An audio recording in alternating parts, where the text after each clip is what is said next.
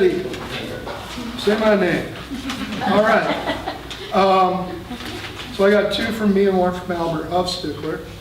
And my initial reaction to the invitation was, well, I don't write political poetry, but this is called Poetry Against Trump, and I think aesthetically or philosophically, any poetry is poetry against Trump.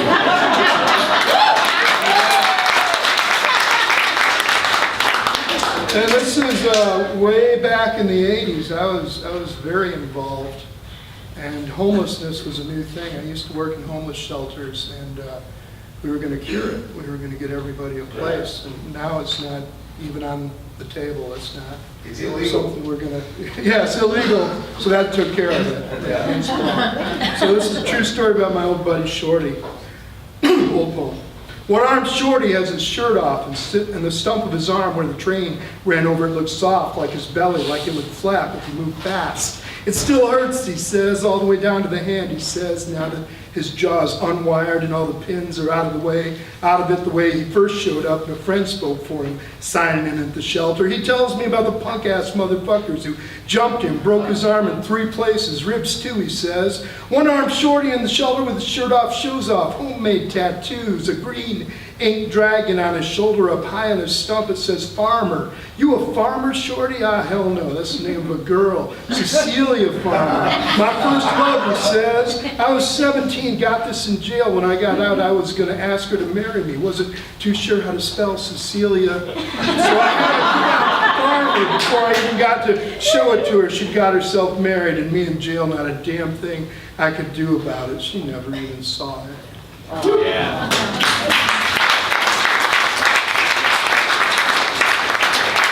So those are the folks we don't want to forget. And this is Albert Huffstickler, called Arby's Brenda. I'm not really sure I could live with happy people. A small middle-aged woman across from me on the bus wears an Arby's name tag. Her name is Brenda, and she wears the bright, impossible smile of lonely people everywhere. That smile that's both an invitation to kindness and a shield against rejection, a smile much like my own. I think of all the middle-aged people in the world who work at fast food places and ride the bus home evenings.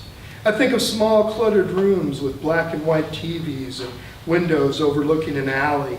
How we never think of pale middle-aged people who work in fast food places, dying of love or nursing secret ambitions to be president or fly a jet, be a movie star, or write a bestseller. The truth is, and here's the tragedy, we never think of these people at all.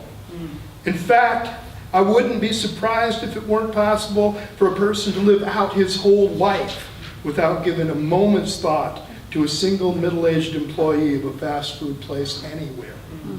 Now tell me this, is it just me, or doesn't it seem to you that there's something impossibly wrong somewhere?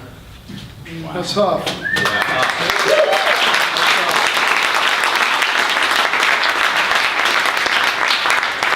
One very quick positive message. This came from a postcard I got that said, oh, you have to write a poem about this postcard. Bless you. It's called In the Palm of Your Hand, and it showed a hand with a light bulb.